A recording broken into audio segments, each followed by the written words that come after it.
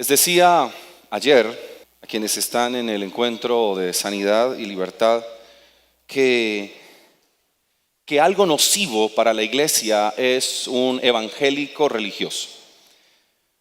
Y hablamos de un evangélico como alguien que cree en el evangelio. Cuando se habla de evangélico estamos hablando de alguien que cree en las buenas noticias de Jesús. Sin embargo, dentro de la misma iglesia hay personas que ese evangelio lo visten de religiosidad. Y esto se vuelve nocivo para la iglesia. Es extremadamente dañino cuando usted y yo convertimos el evangelio en una religión y nos volvemos religiosos. Porque ese evangelio religioso, el convertirnos nosotros en evangélicos religiosos es nocivo, daña a la iglesia. Llevo 23 años en el ministerio pastoral. Fui criado en un hogar cristiano. Así que siempre he conocido mucho el contexto de iglesia y en toda esta historia realmente siempre he visto a cristianos, a evangélicos religiosos dañar seriamente y afectar seriamente. Y pienso que es importante que nosotros sepamos que lo contrario a religión es relación. Y esa es una verdad que está en la Escritura. Y ahorita cuando nos acerquemos al texto, usted va a entender qué es lo que quiero compartirles hoy. Lo contrario a relación es religión. Una cosa es entrar en una relación con Dios a través de Cristo. Otra cosa es entrar en la religión, a la cual llamaríamos mal llamada religión cristiana. Cuando hablamos y hacemos un paralelo entre la relación y religión, en una sana relación se construyen puentes y se dan razones. Pero en una religión se construyen murallas y se dan excusas. ¿Para qué vamos haciendo una diferencia entre una relación y una religión? Una relación sana siempre va a construir puentes, siempre acerca al otro, siempre atrae al otro, siempre sana al otro, siempre libera al otro, siempre ayuda al otro y encuentra razones para hacer lo que tiene que hacer. Siempre encontrará un argumento bíblico para poder atraer. Pero en la religión, aún evangélica, o todo lo que se llame religión, realmente se terminan construyendo murallas. Y lo peor es dar excusas para hacer defensa de las murallas que creamos. Y eso es extremadamente nocivo y dañino. Ahora, ¿por qué se hace esto? Porque parece ilógico, pero es cierto. Escúcheme, la religión es más cómoda que una relación. Porque en una religión o en la religión, lo que importa es la forma, lo estético, lo externo y la comodidad personal. Pero en una relación importa el otro. En una relación importa el bienestar colectivo. En una relación no se trata de yo quedo bien, yo me siento bien, yo estoy bien, sino que me importa que el otro esté bien y buscamos el bien de la comunidad. Y ese es el evangelio de Cristo. Es lo que Cristo vino y enseñó. Ahora, cuando hablamos de religión y la religión enmarcada en formas, encontramos sencillamente el hecho de, bueno, ¿qué hago? ¿Qué no hago? Y como ya me dijeron qué hacer y qué no hacer, entonces creo que ese es el evangelio. No hago esto y no hago aquello. Y creo que lo estoy haciendo bien. Y de alguna forma empiezo a sentirme cómodo porque ya no hago lo que me dicen que no haga y hago lo que me dicen que haga y nada más. Sin embargo, cuando escuchamos a Cristo en el evangelio, Cristo vino para reconciliarnos con Dios. Estábamos separados de Él. La comunión, la relación estaba rota y Cristo vino a reconciliarnos con Dios a través de su sacrificio. Dice la palabra, Cristo vino para volvernos en amistad con Dios, porque en eso estábamos, en una enemistad. La invitación del evangelio es: vuélvete en amistad con Dios. Y poder entrar por medio de Cristo en una relación sana, en una relación que libera, en una relación que restaura, en una relación que me posiciona como hijo. Esa relación a la cual nosotros fuimos llamados.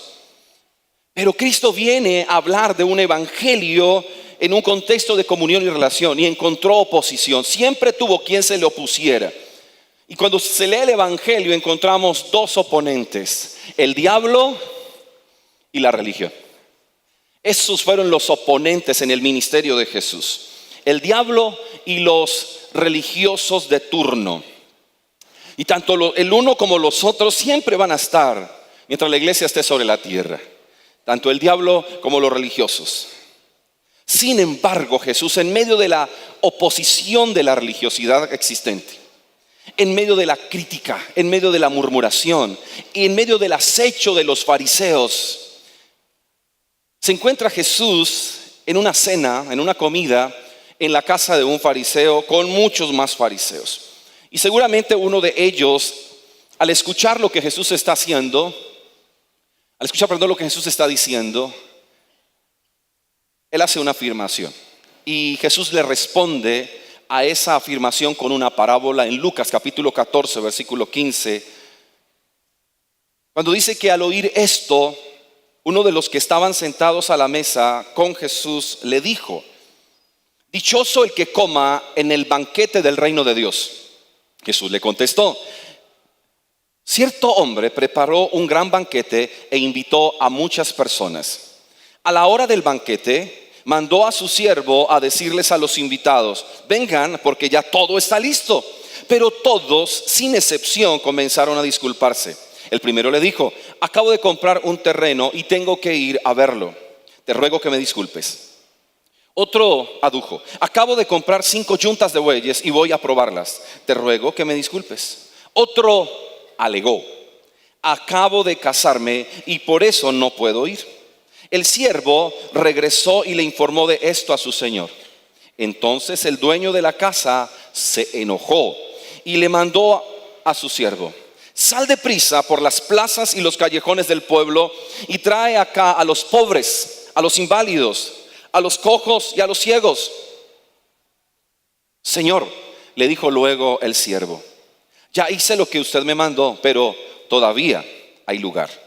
Entonces el Señor le respondió: ve por los caminos y las veredas y oblígalos a entrar para que se llene mi casa. Les digo, concluye Jesús, que ninguno de aquellos invitados disfrutará de mi banquete. Ninguno de aquellos invitados disfrutará de mi banquete. Y quiero hablar un poco de la parábola y del evento que Jesús usa en el contexto de la parábola. Un banquete, una cena. Y Jesús relaciona el evangelio del reino como todo un banquete. Que el reino de Dios es eso, un banquete. Eso significa que es abundante. Eso significa que tiene, como lo decíamos en diciembre pasado, tiene sabor, tiene olor, es hermoso, es exquisito, es brillante, es atractivo. El evangelio es poderoso. Todo un banquete, escuche, que atrae.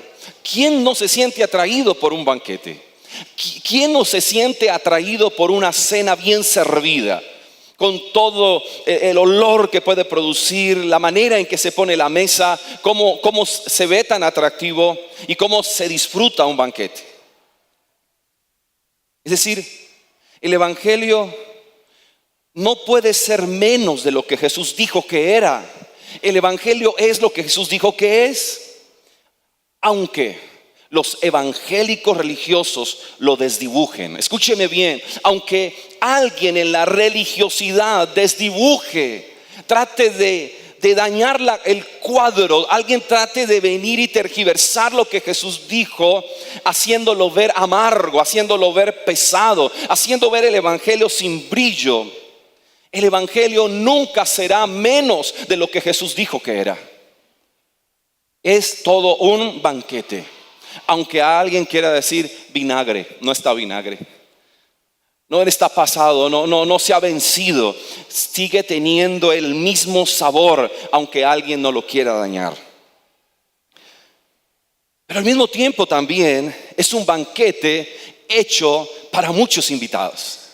No es un banquete excluyente. Es un banquete que abre la puerta. El texto dice muchos invitados, y eso me hace recordar el texto cuando dice muchos son llamados. Aquí diríamos al banquete. Muchos llamados al banquete, a la gran cena.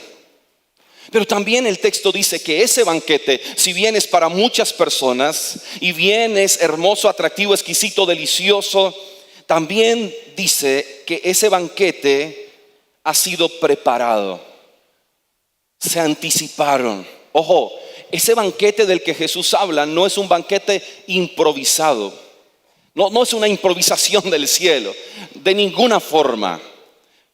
Porque como lo decíamos estos días, Dios no está planeando nada y Dios no está ensayando nada. Todo está planeado desde el comienzo de los tiempos hasta el final de los tiempos. Note que el texto dice que el Señor de la casa, que es el símbolo del Dios que hace el banquete, dice a su siervo: todo está listo. Nuestra espiritualidad y todo lo que Dios prometió hacer, escúchelo bien, no se está hasta ahora planeando de ninguna forma. Ya está fielmente y finamente diseñado. Aún lo que no se ha cumplido, lo que la Biblia dice que vendrá, no significa que porque falte, no sé, un mediano tiempo o un tiempo más largo, entonces esperarán la fecha límite para empezar a elaborar algo. No, aún lo que no se ha cumplido ya está preparado. Él hace más o menos 2000 años dijo: yo me voy pues a preparar lugar para ustedes, para que donde yo esté, ustedes también estén. Está preparado. Los profetas hablaron, Jesús vino, no a improvisar, todo estaba finamente descrito en la profecía. Cuando hoy miramos la escritura, fielmente hace una descripción de lo que vendrá. Pero aunque no ha venido, ya está preparado. Todo está listo. ¿Puede decirlo conmigo? Todo está listo. Sin embargo, la religión, el egoísmo y la búsqueda de nuestro propio confort nos da excusas para decir: yo ahora no puedo. Sí, ojo, la religión se sabe elaborar muy bien excusas y pretextos para quedar bien. Pero al mismo tiempo, de una u otra manera, nosotros también buscamos nuestro propio confort, nuestra propia comodidad. Y lo que hacemos es excusas, pretextos para decir: qué pena, es que ahora no puedo. Ojo, pero eso enoja al Señor. El texto dice que ellos dijeron: no puedo, no, yo ahora no puedo. Y el Señor dijo: ok, no puedes, yo te invité al banquete, pero no, si no puedes, será otro día. El texto no dice que será otro día, dice: y el Señor se enojó.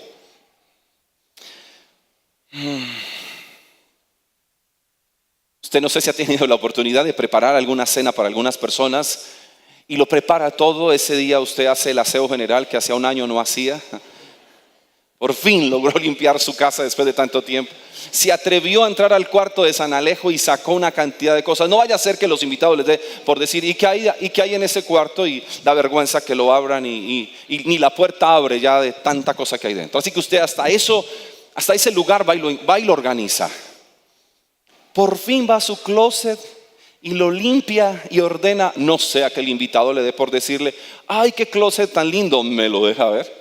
Así que usted se anticipa y se prepara y todo lo tiene listo y limpio, pero también le presta mucha atención a lo que pondrá en la cena. Usted quiere que disfruten la entrada, el vino, el plato fuerte, el postre, la bebida.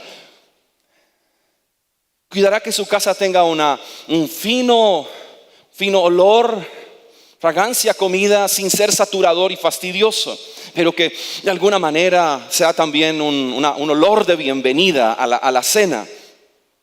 Y así que llegó la hora en que todos están citados a la cena y han pasado 15 minutos y nadie golpea la puerta.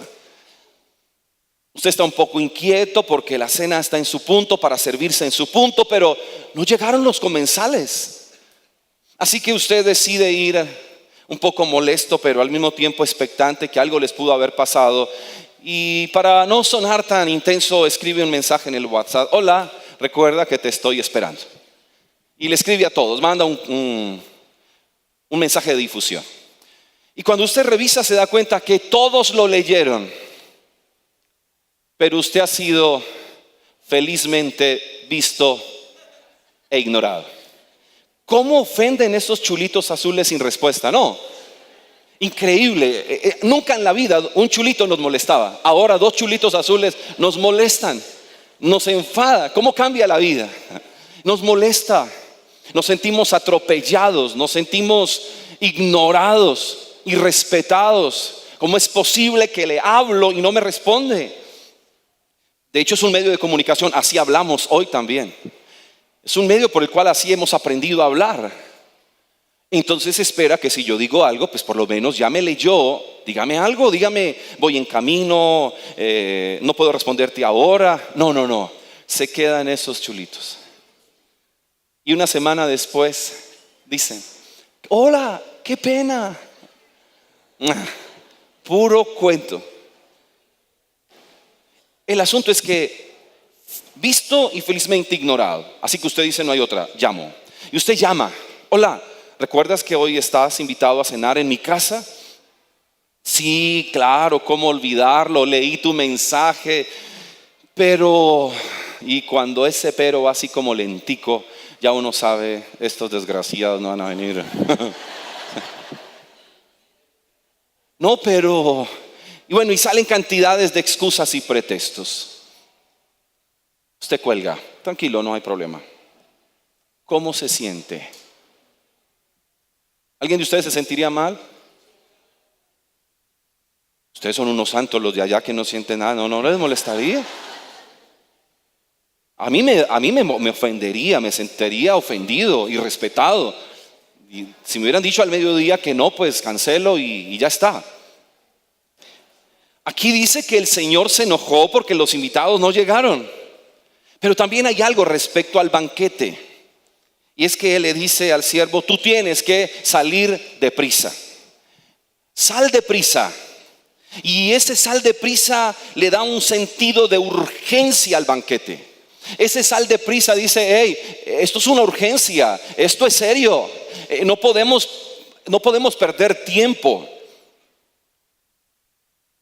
En el sentido de urgencia que vive la iglesia, se necesitan siervos diligentes. Solo que hay personas en la iglesia que no han entendido que hay un sentido de urgencia y que esta urgencia requiere de siervos diligentes. Es decir, mientras la iglesia no entiende que hay tiempos de urgencia, hay un personaje que sí sabe y vive y actúa con sentido de urgencia por una razón: porque sabe que le queda poco tiempo. ¿De quién estoy hablando? Sí, el engañador, el diablo, sabe que le queda poco tiempo y vive con sentido de urgencia, mientras la iglesia busca de alguna manera el confort y la comodidad y no hacer lo que Dios nos llamó a hacer. Sin embargo, la iglesia bíblica debe vivir en ese sentido y levantar siervos diligentes que, conociendo el plan, que conociendo el diseño, que conociendo el evangelio, escúcheme bien, obedezcan y digan como dijo este siervo: aún hay lugar. Y ese es el tema de la predicación de esta mañana: aún hay lugar. Este siervo conoce la intención y el corazón de su Señor. Pero no solamente le conoce el corazón, no es como se enoja con facilidad, no se trata de eso, sino que Él conoce algo más allá. Él no se queda solo en el carácter del Señor, sino que entiende hay una urgencia, es que hay un banquete, hay algo que yo sé que es extraordinario. Por eso cuando el Señor le dice: ve deprisa, ve a la plaza y ve a los callejones del pueblo, Él se va y seguramente corre y va callejón por callejón. Y el texto dice que el Señor le dijo: ve y tráete por favor a los pobres, a los inválidos, a los cojos y a los ciegos. Así que se fue y recogió todas estas personas en la plaza, pero también fue por todos los callejones del pueblo y los recogió y los trajo. Ahora, seguro que fue un trabajo dispendioso, pero Él llega seguramente medio agitado, apresurado, y en ese contexto Él mira a todos los que llegaron, a todos los que trajo, pero al mismo tiempo Él también ve algo y muestra diligencia cuando dice: Señor, aún hay lugar. Y pienso cómo nosotros muchas veces, buscando la comodidad, tratamos de hacer ver que ya no hay que hacer más. Así que podría llegar y decir: listo, Señor, fui al parque, diríamos nosotros, fui por los callejones principales, las calles principales del pueblo, y aquí están, ellos son, me retiro a la cocina. No, por favor, revise lo que la parábola dice que el siervo hizo. Dice que el siervo le dijo: Señor, han llegado todos los del pueblo, pero aún hay lugar. Conoce a su Señor. Y el Señor le responde a esa expresión: ¿aún hay lugar? Sí, aún hay lugar. Ok, yo quiero que se llene mi casa. Y eso muestra la intención del Señor. Quiero que se llene mi casa. Escuche, Dios quiere su casa llena. Ahora, pienso que es una casa muy grande, porque si usted y yo recogemos a todos los pobres, los ciegos, los inválidos y los cojos de un pueblo, se llena la casa. Pero aquí dice que aún la casa no está llena. Hay más espacio. No solamente para decirnos que en el reino de Dios todos tenemos un espacio. Mira al que está a su lado y dígale: en el reino tú también cabes. Para todos hay un espacio. Que se llene mi casa. ¿De quién? De esos, por favor. Y le dice: ahora te vas a salir de la zona urbana, te vas a ir a la zona rural. Vete a las veredas, vete por los caminos. Si ya llegamos al pueblo, entonces vamos a extendernos. Quiero mi casa llena. Pero el texto mismo nos va a decir, por la razón a quien les da la parábola, es: pero yo no quiero que mi casa se llene de religiosos. Yo no quiero que mi casa se llene de evangélicos religiosos. No, yo no quiero que mi casa se llene de personas que creen, pero que creen que no me necesitan. No quiero una casa en la que entienden, parece que creen en el evangelio, pero no obedecen el evangelio. Yo no quiero en mi casa al autosuficiente. Y se la está tirando duro a los fariseos que están ahí. No, es que ellos creen que no me necesitan. Ellos creen que solos pueden. Parece que a ellos nunca les caló muy bien lo que Jesús dijo. De hecho, refiriéndose a ellos: los sanos no necesitan de médicos, son los enfermos los que lo necesitan. Y Jesús dice: y yo vine a los enfermos. Por eso que mi casa se llene de estos necesitados. Ahora, ¿en qué lugar en nuestro contexto usted y yo podemos encontrar al mismo tiempo cojos, inválidos, ciegos, pobres, accidentados, lastimados, fracturados, desahuciados, deprimidos, abandonados? ¿Dónde los podemos encontrar? ¿En dónde? En un hospital. En un hospital. Ahí los encontraríamos a todos. Eso me dice a mí que el Señor quiere su casa llena de todos estos enfermos. Y lo podría leer como: quiero mi casa convertida en un hospital. Esa es la razón de ser de la iglesia y esa es nuestra función. Quiero que mi casa se convierta en un hospital. Pensando en la casa como un hospital, sí, es donde él dice: sí, porque todo lo que he preparado, el banquete, quiero que ellos lo disfruten. Que lo disfruten todos estos tan necesitados. Y me recuerda la invitación de Jesús: vengan a mí los cansados y los agobiados. Vengan, que en este banquete hay abundancia de paz para ustedes. Venga, porque todos estamos en igualdad de condiciones. Escúchelo bien: donde el cojo no se puede burlar del ciego. Sería la cosa más ilógica ver al manco mirando con ojos de juicio y de desprecio al sordo. O donde el pobre critica al fracturado. Es donde los llamados al banquete son los necesitados. Pregunto: ¿debe haber en la iglesia cojos, ciegos, mancos, pobres, desahuciados, desvalidos, desesperados, deprimidos? Pregunto: ¿debe haberlo, sí o no? Sí. Sí, porque Jesús quiere que su casa se llene de pecadores. Pero la religión dice, ¿cómo se le ocurre? ¿Cómo se va a llenar mi casa de pecadores? Sí, recuerda a los religiosos hablando. Míralo cómo entra a la casa de los pecadores. Mira cómo come en la casa de los pecadores. Se sienta, los visita. Eso dice la religión. Come y bebe como los pecadores. Tiene amistad con los pecadores. Y hablando con esa samaritana. Esa es la iglesia. Ese es el llamado que nosotros tenemos. Pregunto, ¿hay alguien aquí que tenga pecado? Bueno, ese murmullo y esa risita nerviosa no dice nada. ¿Hay alguien aquí que lucha con el pecado? Sí, sí, claro. Esa es la verdad. Jesús quiere llenar su casa de pecadores, de pobres. Y aquí no está hablando tanto de la pobreza económica, aunque también caben, de hecho, los que tienen escasos recursos. Pero aquí está hablando de esos que se quedaron sin recursos para vivir la vida, de aquellos que se quedaron sin recursos para disfrutar la vida, aquellos que se quedaron sin ningún recurso. Parece que no hay razón para que sus vidas brillen, sean hermosas, atractivas y sobresalgan y sean relevantes. Para aquellos mancos, es un sentido figurado, no tanto en ir a buscar el enfermo físico, aunque también hay entrada y sanidad para ellos.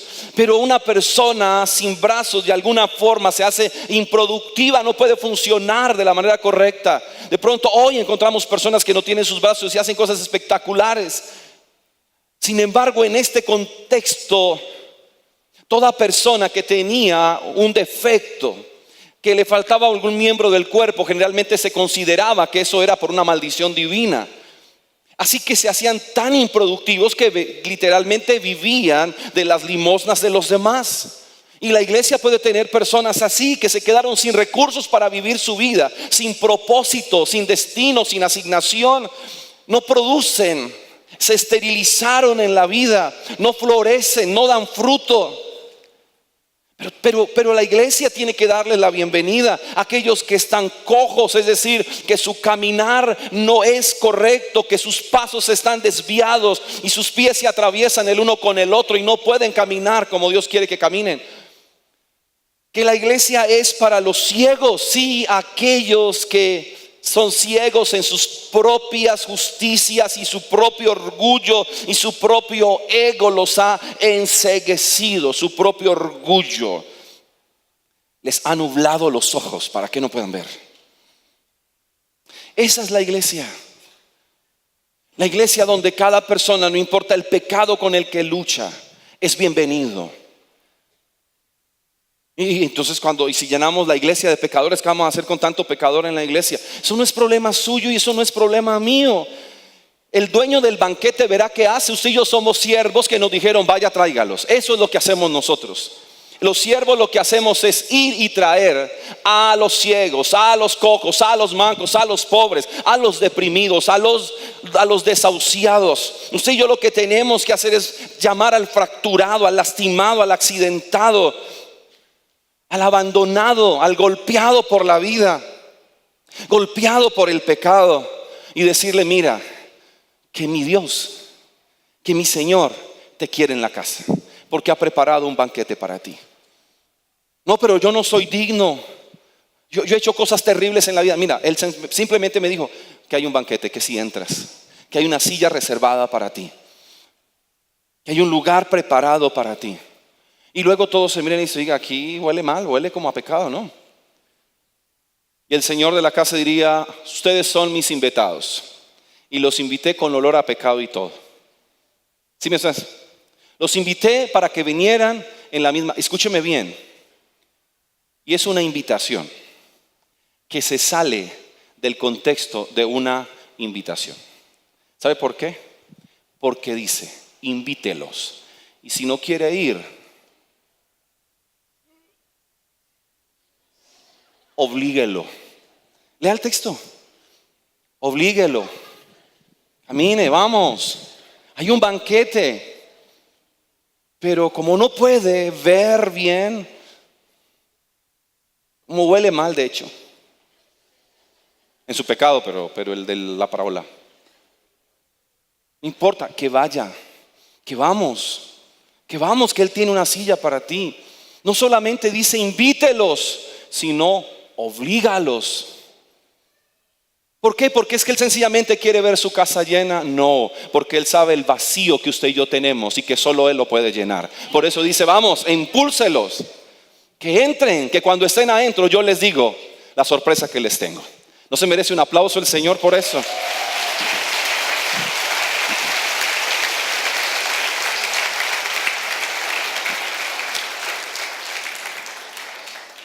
Sin embargo, y mientras tanto, en ese mismo contexto, otros dicen,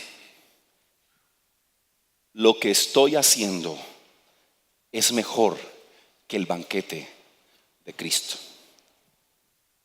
Hay otros diciendo por ahí, lo que yo hago es mejor que lo que el Señor del banquete ofrece. Y está hablando a los fariseos. Lo que hoy podríamos decir es un evangélico religioso. Sin embargo, hay evangélicos religiosos que pecan no por tanto conocimiento, sino por tanta ignorancia también de la Escritura. Pero en el contexto de la parábola, los expertos en la Escritura no tienen tiempo para el que inspiró la Escritura. ¿Qué contradicción? Los expertos en la Escritura no tienen tiempo para el que inspiró la Escritura. No tienen tiempo para volverse al Señor de la palabra. Se quedaron en la letra muerta y perdieron el espíritu de la palabra, el espíritu de la Escritura. ¿Y sabe qué contestaron ellos?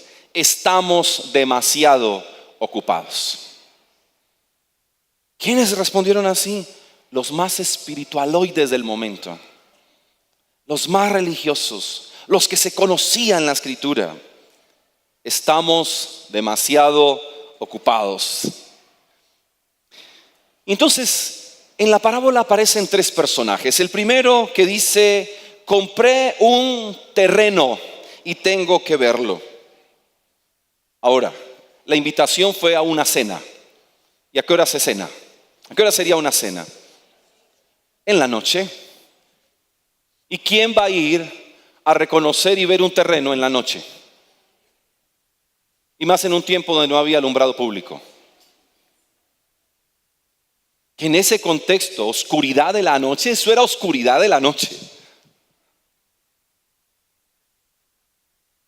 Excusa. Como cuando usted llamó a las personas a preguntarles que por qué no llegaron a la cena. Y usted dice, excusa, pretexto. Usted y yo sabemos cuando nos están dando excusas, ¿sí o no? Ay, ¿qué pasó? ¿Qué pasó que no llegaste? No, lo que pasa es que no, es que ese día, no, si usted supiera, fue duro y fue terrible. Y no, después le cuento. O se inventan algo y a usted eso le sabe a mentira. Pero ¿para qué discutir? Está bien. Listo, no hay ningún problema. No pasa nada. Sepa que si nosotros somos capaces, escúcheme, de identificar una excusa y un pretexto, los demás también. Los demás también. ¿Saben cuándo le están sacando el cuerpo? Y aquí dice, en la noche, ver un terreno. Y otro dice, yo tampoco puedo porque compré unas yuntas y voy a probarlas. ¿En la noche? ¿En la noche? ¿También va a probar yuntas en la noche?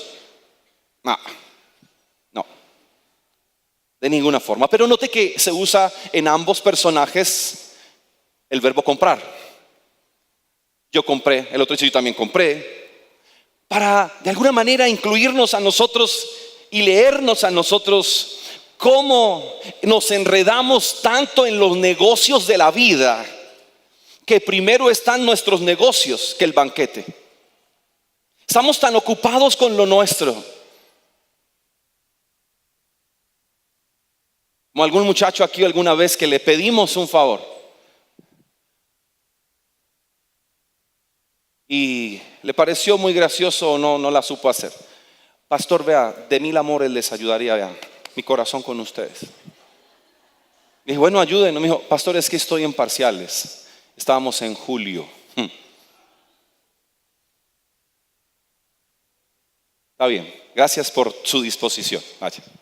Vaya presente su falso parcial. Estaba en la universidad, estaba de vacaciones. Pero ¿sabe qué dijo el Señor? Esos que anteponen lo secundario y lo colocan como primario, dijo al final, no disfrutarán el banquete. Esos que viven llenos de excusas y pretextos para no disfrutar y vivir el evangelio, Él dijo, no van a disfrutar el banquete. Por una razón, lo dijo Él en la parábola y lo decíamos en la serie que acabamos de terminar.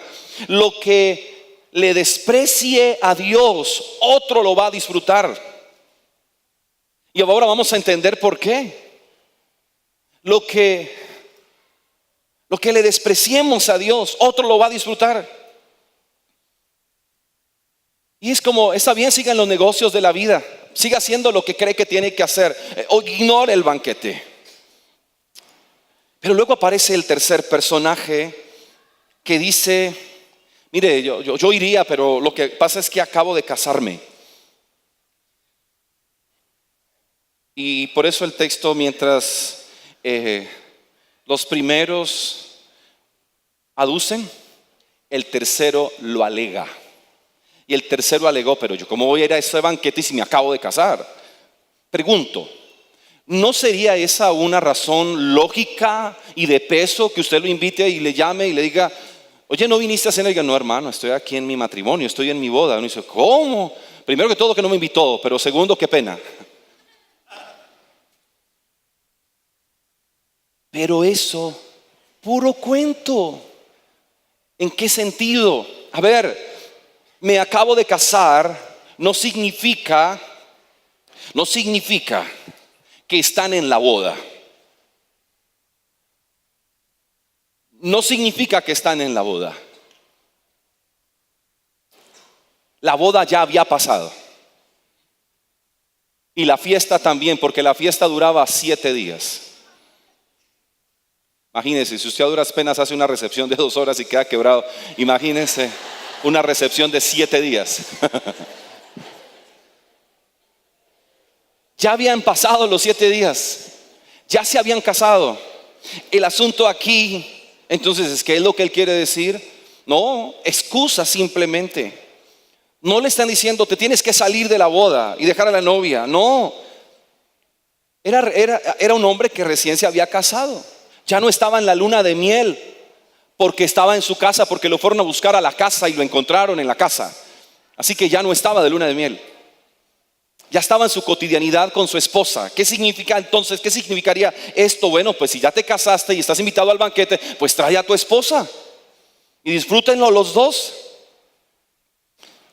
Y creo que para nosotros, es decir, hay excusas no tan válidas y hay otras a las que les damos nosotros mismos su propia validez y le damos peso. Y bueno, podemos colocar a nuestro matrimonio o nuestra familia, y pues ¿quién quiere pelear contra algo familiar? No, nadie. Pero creo que aquí hay un principio clave para nosotros. No convierta su matrimonio en un pretexto y a sus hijos en la mayor excusa para no servirle al Señor. No, Dios nos dio un matrimonio y eso es una bendición, y nos dio el hijo, pero el hijo no use su niño o su niña como una excusa para no hacer lo que Dios le dijo que hiciera. De alguna manera nos acostumbramos y tenemos que de alguna forma caminar la segunda milla, como este siervo diligente. Decidió caminar la segunda milla. Aún hay lugar, entonces vete otra vez, me voy de nuevo. Esa es la segunda milla. No coloque sus hijos como la excusa para no caminar la segunda milla. Ahora,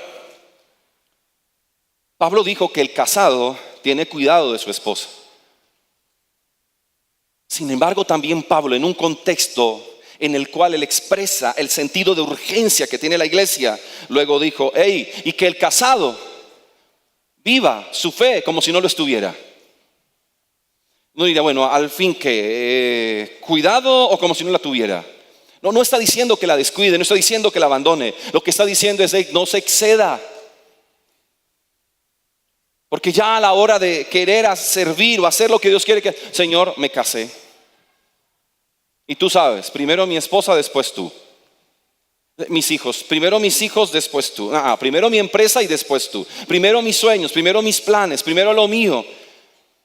Como les decía ahora 8 días, mi plan era, Señor, primero psicología, después contaduría y de pronto de aquí a allá a ti se te ha olvidado lo que dijiste que harías conmigo. Porque tenemos la capacidad de sacar excusas. Escúcheme, la familia no es una excusa, es una bendición. Eso es la familia, una bendición. No lo use como excusa y pretexto. El asunto es que muchos son buenos esposos, pero no buenos cristianos. Y aquí hay un hombre que se las dio de buen esposo. Y si hubiera sido realmente un buen esposo, le habrían aceptado. Pero también lo incluyeron: no disfrutará de mi banquete. Amados, porque entre nosotros jugamos a las excusas y pretextos y tratamos de quedar bien el uno con el otro. Dios conoce nuestro corazón. Dios sabe cuando le estamos hablando en verdad. Los líderes en la casa pueden llamar al coordinador y decir: no, mira, mi esposo, mi niño. Está bien. Cuando a uno le dicen esposa, hijos, uno inmediatamente queda bloqueado. Tienes toda la razón. Pero si es una excusa o pretexto, eso tiene que ver con su fe y su convicción. Eso tiene que ver con líderes solo de la primera milla. La iglesia necesita un liderazgo también y servidores de la segunda milla. El asunto es que hoy tenemos muy buenas excusas, demasiadas excusas. Estamos tan ocupados y tan atareados en nuestra agenda personal o en la agenda que el mundo nos da. Y es un afán por la vida y por tener y poseer y adquirir. Y empezamos a perder el sentido de la vida. Empezamos a perdernos de la belleza del banquete. Y todo el tiempo el Señor sirve un banquete y lo tiene servido. Pero nosotros le estamos diciendo: no, ahora no, después. Hoy no. Cada domingo como iglesia nos reunimos y seguro es toda una fiesta, es todo un banquete. No, qué pena, hoy es domingo. Sí sé que es el día del Señor, pero me lo voy a tomar para mí. Excusas, pretextos. Sin embargo, Dios no se anula cuando usted y yo le sacamos excusas. Y sus planes no cambian por nuestros pretextos o por nuestras agendas apretadas. De ninguna forma. Dios no se siente anulado. Dios no se siente: me despreciaste, necesito ir a un retiro de sanidad interior para sanarme y luego. No, Dios no se anula, es Dios. Sus planes no cambian. Él continúa, recuerde, porque Dios va hacia adelante. El Señor del banquete dijo: con estos invitados o sin estos invitados yo hago banquete. Porque por uno que me diga que no, 10 me dirán que sí. Por unos cuantos que me desprecien, habrá otros que se querrán sentar a la mesa y disfrutar de lo que les he dado. Hay una verdad: el banquete no se cancela. Amados, usted y yo estamos invitados al banquete, pero por nosotros el banquete no se va a cancelar. Se va a ejecutar, se está ejecutando.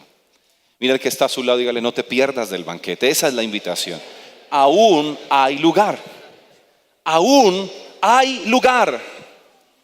Aún hay lugar.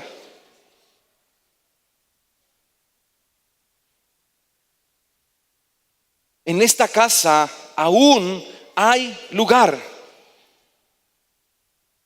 Y cuando usted y yo lo entendemos, entonces necesitamos asumir la actitud de este siervo.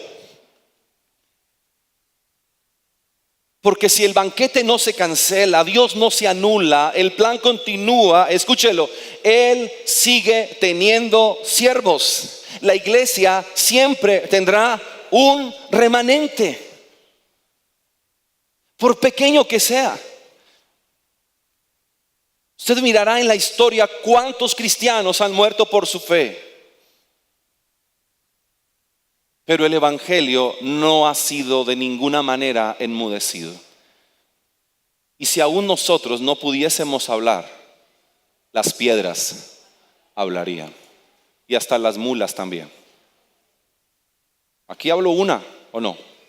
Una burra. Porque hay un plan.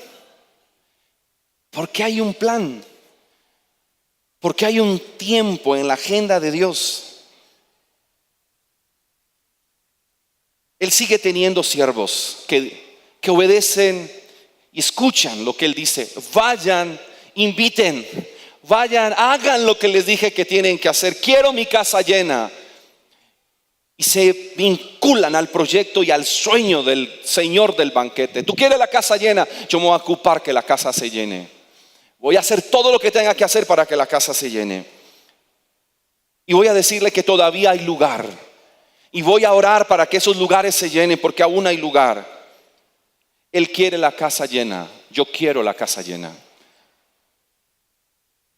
¿Quién tiene la bienvenida a su casa? Todos. Todos somos bienvenidos.